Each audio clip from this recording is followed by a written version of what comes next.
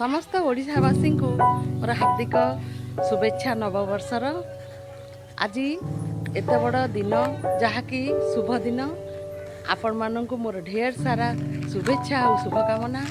तेणु आज आम ठाकुर पाखक जाऊँ आपण मानक किसी ना किसी ठाकुर को डाकिकी जनइबी ये मो सांगरे अच्छी ये आज्ञा किए मोर हो आपण मैंने निश्चय गेस करी कहिबे। आज संक्रांति रे माँ तारिणी को पूजा करने को घर आसीलु। सी माँ तारिणी भल भाव पूजा करी आम घर को जीव। ये माँ बेढ़ा को देखते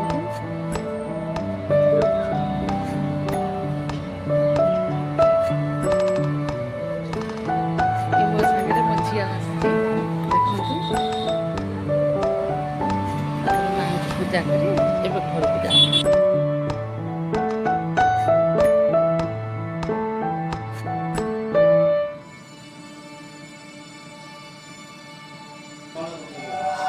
श्री शुभामस्तु श्री शुभामस्तु श्री श्री शनिवासुमस्तु।